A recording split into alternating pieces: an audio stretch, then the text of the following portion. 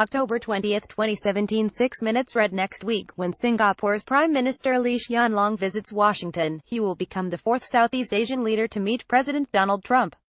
This early engagement, to be followed next month by presidential attendance at the East Asia Summit in the Philippines and the Asia-Pacific Economic Conference in Vietnam, is a very encouraging indication of continued American commitment to the Western Pacific. When President Trump came into office, there was quite a bit of anxiety about his commitment to American alliances in Northeast Asia. The 2016 presidential campaign was an extraordinarily contentious one. As a presidential candidate, Trump made statements about America's Asia policy that raised concerns in Japan and South Korea, and among American military and foreign policy experts. Ultimately, however, as time is showing, it is difficult to overlook U.S. allies in Japan and South Korea. They occupy too central a role in America's foreign policy and force posture in the Pacific. There were more than enough people, including the Japanese Prime Minister himself, to help President Trump understand that, if he truly did not before taking office. Focusing on Southeast Asia requires more subtle strategic awareness. There are small constituencies that speak for it in the American electorate and a relative handful of Southeast Asian experts in Washington to go to bat for U.S. interests there. Yet, despite this, and very much to its credit, the Trump administration appears to appreciate its importance. The official statements from Southeast Asian engagements coming out of the White House, including the one announcing Prime Minister Lee's visit, are replete with references to strategic priorities. That said, the president himself would be well advised to take on board some of the finer points Prime Minister Lee will make about the strategic picture in the region and the American role in it. Singapore is a small country with a highly developed economy.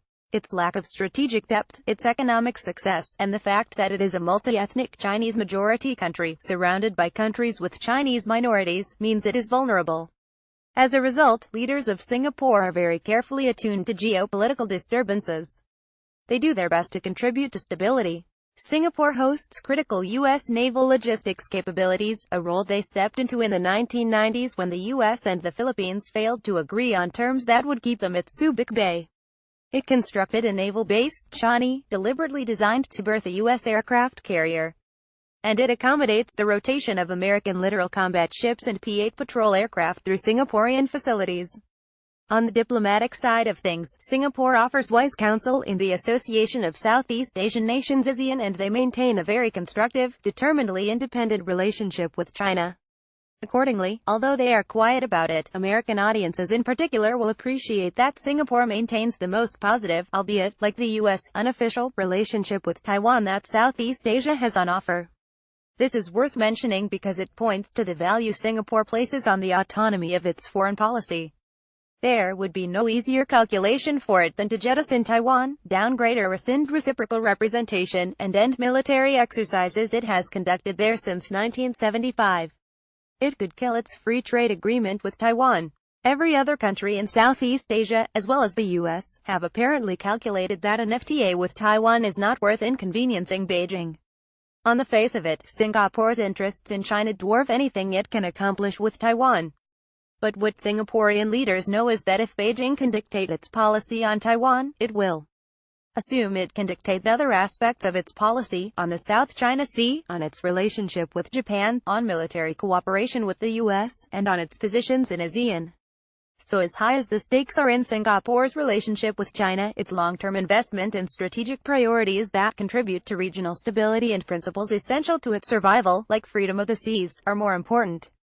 From a Singaporean perspective, it is the Chinese who will have to make the mental adjustment that allows the relationship to work as it does, and they are perfectly prepared to help them do so. So, what messages is Prime Minister Lee likely to bring to Washington? First, economics. Singapore has a free trade agreement with the U.S. It also runs a trade deficit with it.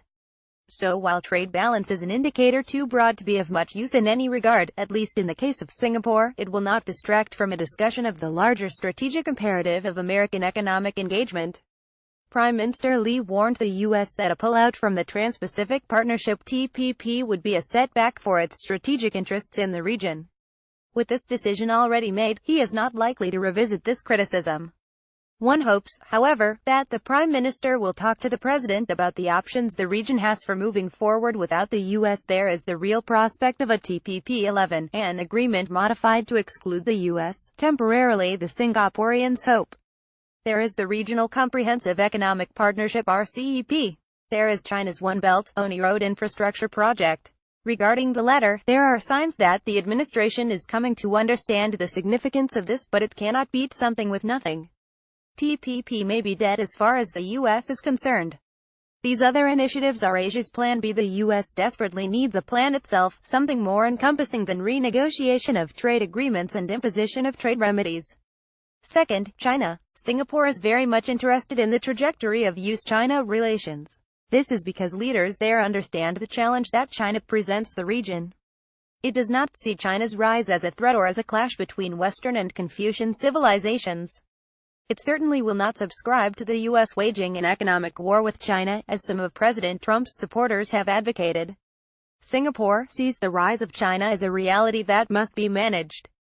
Beijing has presented the U.S. with some difficult decisions, on the South China Sea, for instance. And Singapore is both publicly and privately supportive of pushing back in areas like these where it threatens to overturn the regional order.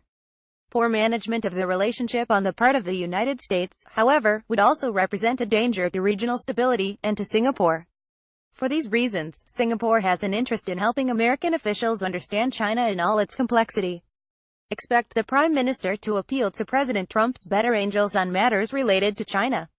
Third, North Korea. In one of the Trump administration's earliest efforts to reach out to the Southeast, Secretary of State Rex Tillerson met with ASEAN's foreign ministers in Washington.